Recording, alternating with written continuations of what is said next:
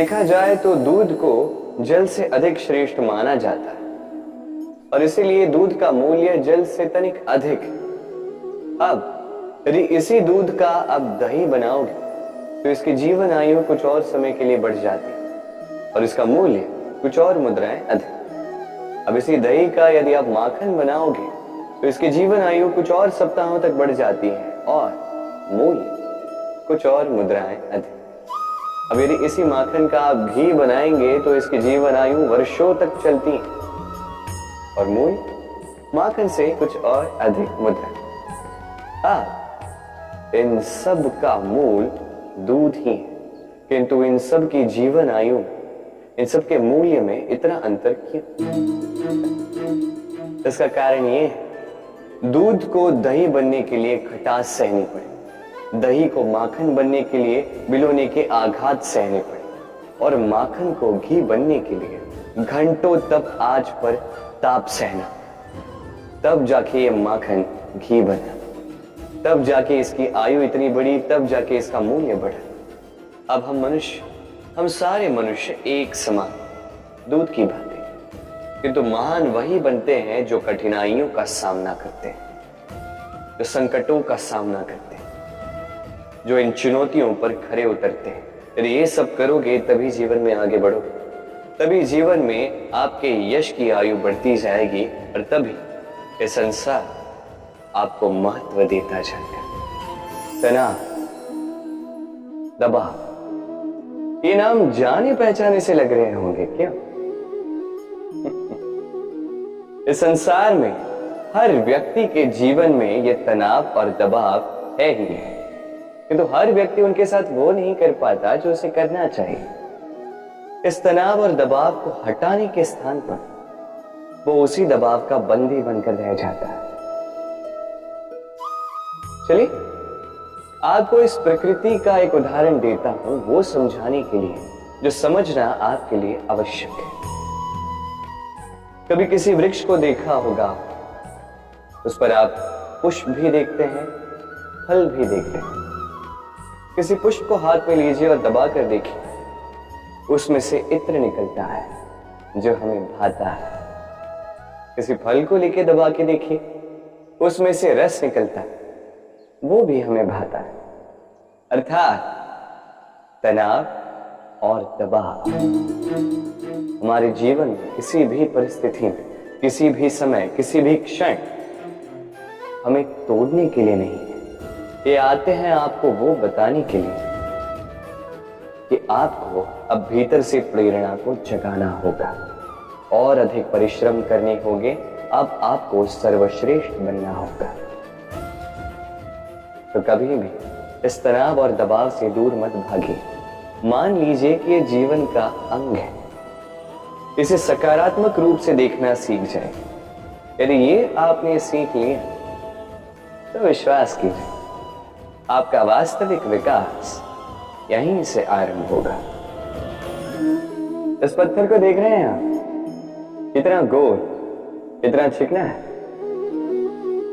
बच्चों को अक्सर इसके साथ खेलना बहुत भाता है, और क्यों ना भाए, ये कितना सुंदर, कितना सुडौल है। किंतु क्या कभी आपने सोचा ये पत्थर पहले क्या था? किसी विशाल से पर्वत, किसी विशाल से चट्टान का एक बहुत बड़ा तीखा पाषाण का खंड, जो कहीं से नदी में गिरा, नदी की धारा के साथ बहता रहा, चट्टानों से रगड़ता रहा, रेत के कणों से रगड़ता रहा और धीरे धीरे तब जाके इसने ये आकार पाया। अब हम भी इसी पत्थर की भांति हैं।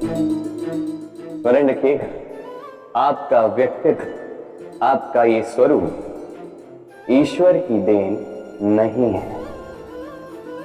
हाँ, प्रकृति ने अवश्य ही आपको जन्म दिया है, किंतु आप स्वयं अपने व्यक्तित्व के रचयिता हैं और आप ये रचते हैं कठिनाइयों का सामना करके, संकटों की धारा पार करके। तो आप भी इसी पत्थर की भांति निरंतर प्रयास करते रहिए, अपना अस्तित्व बनाते रहिए। छोटे से मनुष्य के इस छोटे से मन में चिंताएं बड़ी बड़ी पाई जाती।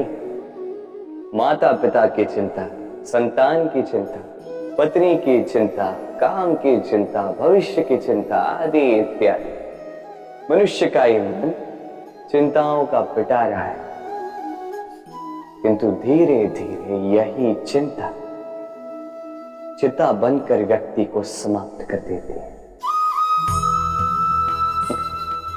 चलिए आपको एक बात स्मरण कराता हूं, बात जो आप पहले से ही जानते हैं। कैसी विचित्र बात है ना, देखिए आप इस संसार में आने से पूर्व भी ये संसार था, आप इस संसार से जब जाएंगे उसके पश्चात भी संसार रहेगा। अर्थात आपके आने से पूर्व और आपके जाने के पश्चात का समय आपके हाथ में है नहीं। तो आपके हाथ में है क्या? आपके हाथ में है वो समय जिसे आप अभी जी रहे हैं, वो समय जहां आप मुझे सुन रहे हैं, वो समय जहां मैं आपसे बात कर रहा हूं। बस यही आपके हाथ में है। अब इसका आप क्या करेंगे? चिंता करके नष्ट करेंगे? मैं तो यही कहूंगा कि आपको चिंतन करना चाहिए। चिंतन करें कि कैसे इस समय का अधिक से अधिक सदुपयोग किया जा सके, कैसे अधिक से अधिक महान कार्य हम कर सके, शुभ कर्म कर सके, कैसे हम सब में आनंद बांट सके। स्मरण रखिएगा कि चिंता चिता तक ले जाती है और चिंतन मन को कुंदन बना देता है। व्यक्ति कब सफल हो, कब असफल, कब हानि हो, कब लाभ, कब विजय मिले, कब पराजय, ये सब किस पे निर्भर करता है? अत्यधिक लोग कहेंगे परिस्थिति पर, और उचित भी है। यदि बाहर वर्षा का वातावरण हो तो बाहर वस्त्र कैसे सुखाए जा सकते हैं? यदि चक्रवात का वातावरण हो तो नैया कैसे पार कराई जा सकती है? किंतु यदि मैं आपको वास्तविक सत्य बताऊं तो असफलता का कारण परिस्थिति नहीं है। उस परिस्थिति को स्वीकार कर लेना। हर एक के जीवन में ऐसे प्रसंग अवश्य आते हैं जब हम चाहते हैं किंतु परिस्थिति को बदल नहीं पाते। परिस्थिति को बदलना असंभव हो जाता है। ऐसे में उपाय एक ही है, परिस्थिति को नहीं, मनस्थिति को बदलें। फिर देखिए सब कुछ शुभ होगा, क्योंकि यही मनस्थिति आपके जीवन का सबसे बड़ा संबल, सबसे बड़ा सहारा है।